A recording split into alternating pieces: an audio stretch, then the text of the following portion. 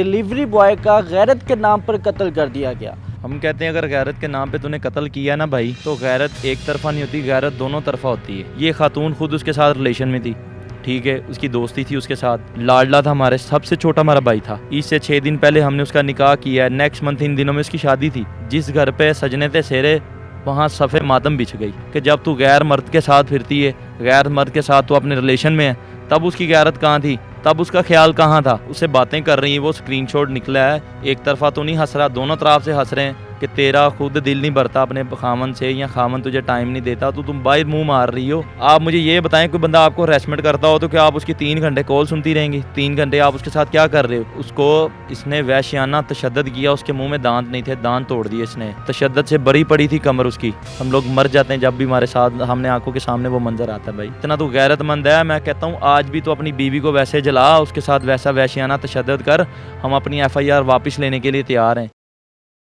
अस्सलामुअलैकुम जी, डेली धरती के साथ मैं आपका मेज़बान फ़ाद हसन। नाज़रीन, सोशल मीडिया पे गर्दिश करने वाली ये खबर जिसमें डिलीवरी बॉय का गैरत के नाम पर कत्ल कर दिया गया। नाज़रीन, रईस के भाई मेरे साथ मौजूद, उनसे बात करते हैं कि आखिर कितनी सदाकत है और क्या कहना चाहेंगे इस केस के हवाले से। अस्सलाम वालेकुम। वालेकुम अस्सलाम। सर, कैसे हैं आप? अल्हम्दुलिल्लाह। ना मुझे ये बताइएगा कि रईस जो डिलीवरी बॉय था उसको गैरत के नाम पर कत्ल कर दिया गया, क्या कहेंगे आप?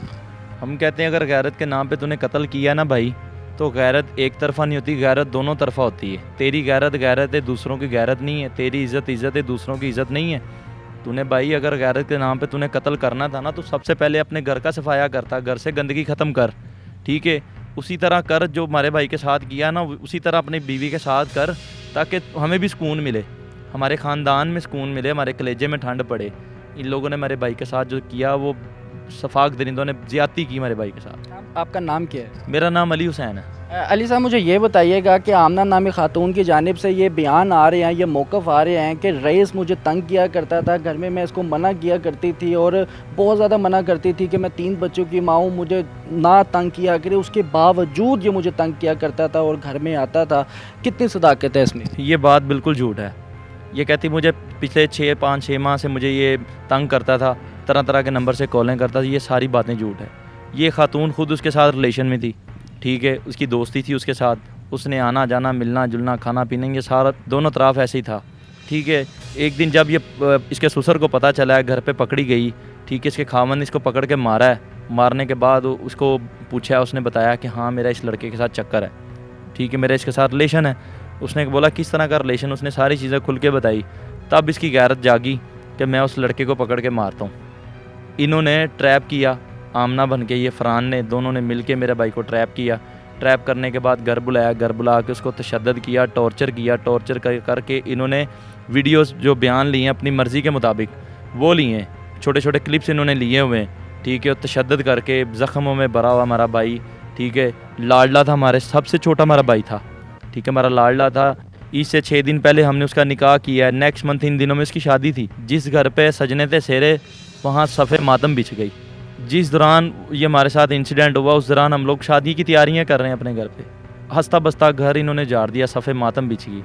जहाँ टेंट लगने थे, शादी के, निकाह हुआ था, टेंट लगने थे, वहाँ जहाँ वलीमे के, मेहंदी के, वहाँ वो फोतगी के वो कहते ना पूरे लग गए, वहाँ पूरे सज गए।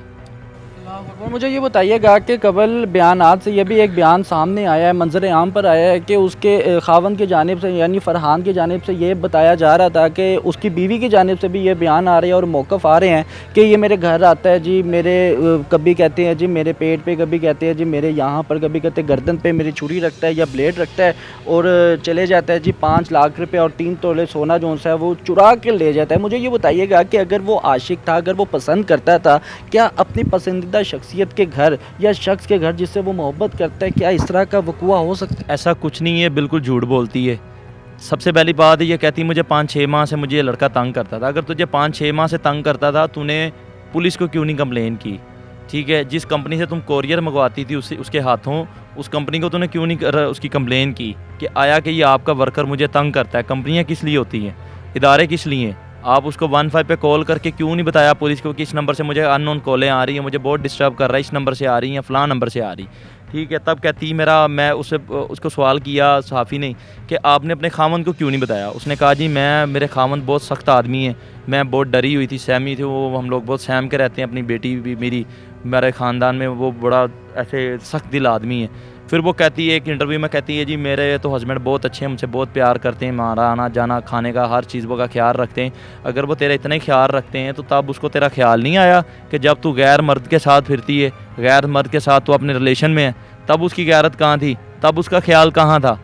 ठीक है, ये सारी चीज़ें उसकी रज़ामंदगी के साथ थी।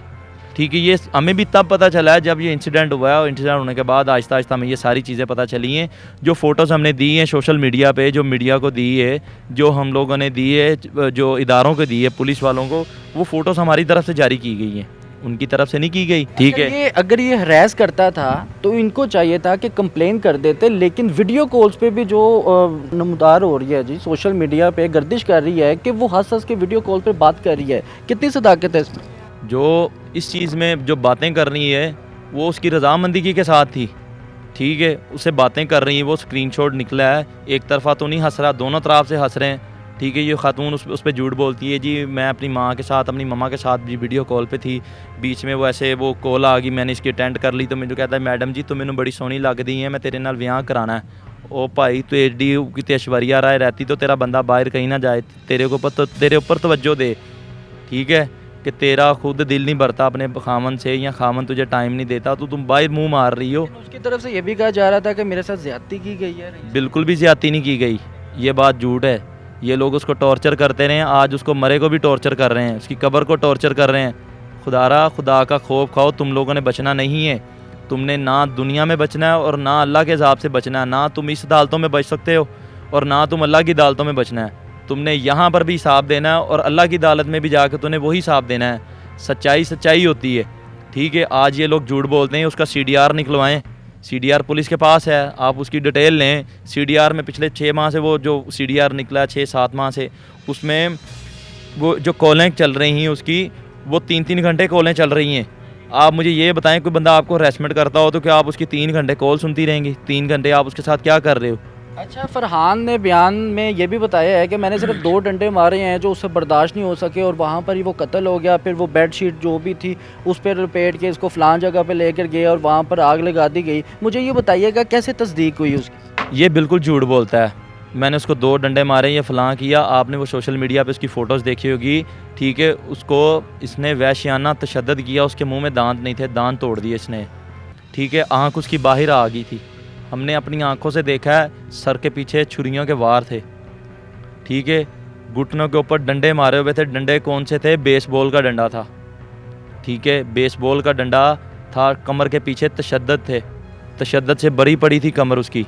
ठीक है, हमने भी अपने भाई को देखा है, किस हाल में देखा है ये हम आपको बयान नहीं कर सकते। हमारा कलेजा फट जाता है बताते हुए, वो मंजर जब हमारी आंखों के सामने आता है हम मर जाते हैं, हमारा कलेजा फट जाता है। और यार खुदा के बंदे, कौन सा उसने इतना बड़ा जुल्म कर दिया जो तूने इतनी घिनौनी उसको सज़ा दी है। तेरी बीवी थी उसके साथ रिलेशन में, तेरी बीवी थी, गंदगी तेरी खुद किसी दूसरों को चमड़ी हुई है। ठीक है, दूसरों के साथ लिपटी की हुई है, तू दूसरों को उसका अंजाम दे रहा है। पहले अपनी बीवी को उस अंजाम तक पहुँचा, फिर दूसरों की तरफ देख। तू गैरतमंद है ना, मूंछें रखी तूने बड़ी बड़ी। ठीक है, इतना तू गैरतमंद है, मैं कहता हूँ आज भी तो अपनी बीवी को वैसे जला, उसके साथ वैसा वहशियाना तशद्दुद कर। हम अपनी FIR वापस लेने के लिए तैयार हैं। ये मेरा ऐलान आम है, एक भाई का ऐलान है। हमारा लफ्ते जिगर इन्होंने छीना है। ठीक है, हमारे कलेजे में तभी ठंड पड़ जाती अगर ये अपनी बीवी के साथ भी वैसे करता। बेहतर हो गया अली, आखिरी सवाल मैं आपसे ये पूछना चाहूँगा कि आपकी जानिब किसी इदारे ने या किसी ऑफिसर ने या गवर्नमेंट की जानिब किसी ने आपके साथ रब्ता करने की कोशिश की है? कोई आपके जो इंसाफ आप चाहते हैं उसके मुताबिक आपको कुछ वैसा कोई रिस्पॉन्स मिला है कहीं से? अब तक जो है, जब से ये इंसिडेंट हुआ है हमारे साथ, किसी आला अफसरान ने, आला हुकाम ने रब्ता नहीं किया। कोई हमारे दाद रसी के लिए नहीं है। इतना बड़ा हमारे घर सफ़े मातम बिछा है। जब ये इंसिडेंट हुआ है, जब हमारे इस पूरे इलाके को पता चला, इलाका पूरा सोगवार हो गया। हमारी मस्जिदों में ऐलान हो गया कि ये हमारे इस इलाके का सबसे खौफनाक जो है सफ़े मातम बिछ चुका है। ठीक है, जब ऐलान हुआ, ऐलान आम हुआ यहाँ पे मस्जिदों में, लोगों की आंखें रोई है, लोग रोए हैं। कि वो बच्चा इस तरह का नहीं था। हमारा पूरा इलाका उस चीज़ की गवाही देने के लिए तैयार है। आप किसी से भी चाहे जाके पूछ सकते हैं हमारी गैर मौजूदगी में भी कि वो इस तरह का लड़का था या कैसा करैक्टर का था, लोग आपको खुद बताएंगे। ठीक है, जिस दिन से इंसिडेंट हुआ है किसी आला अफसरान ने हमारे साथ रब्ता करने की कोशिश नहीं की, ना आईजी ने। हमने खुद अपील की आईजी से कि खुदारा हमारी कोई दाद रसी के लिए कोई नहीं आया, हमें इंसाफ ही दिला दो। मैं चीफ़ जस्टिस से अपील करता हूँ कि आला अफसरान से अपील करता हूँ कि खुदारा हमें इंसाफ दिलाएं, इस चीज़ का नोटिस लें। चीफ़ जस्टिस से अपील करता हूँ कि इस चीज़ का नोटिस लें। ठीक है, एक माँ का लाल आज बिछड़ा है। ठीक है, कल को कोई और फ़रौन पैदा होगा, फ़रहान नामी। ठीक है, आप इस चीज़ का आज नोटिस लेंगे, कल को कोई और नया फ़रौन नहीं पैदा होगा, फ़रहान नामी। ठीक है, मैं आला अफसरान से अपील करता हूँ कि खुदारा इस चीज़ को कड़ी से कड़ी नज़र से देखें, इस पे क्या हक़ाइक़ हैं, दुनिया को बताएं कितनी सदाकत है, सच्चाई बताएं। क्योंकि हमारा भाई बेगुनाह था, इन्होंने बेगुनाह मारा हमारा भाई। हम इसलिए दर दर पे मरते हैं, पल पल पे मरते हैं कि हमारे भाई के लिए, अपने इंसाफ के लिए मरते हैं, अपने भाई के इंसाफ के लिए मरते हैं। बेहतर हो गया नाज़रीन, ये मकतूल के बड़े भाई अली हमारे साथ मौजूद थे जिन्होंने तमाम हक़ाइक़ से पर्दा उठाया है नाज़रीन, और ये सिर्फ दरख्वास्त कर रहे हैं कि मुझे इंसाफ चाहिए, कोई बहुत बड़ी डिमांड नहीं करी। इनका ये कहना है कि मेरे भाई को जिस बेदर्दी के साथ कत्ल किया और कत्ल करने के बाद दिल ना भरा तो उसकी लाश को आग लगा दी गई। नाज़रीन, बड़े अफसोस की बात है। और इसी के साथ अपने मेज़बान को इजाज़त दें। अल्लाह हाफिज़।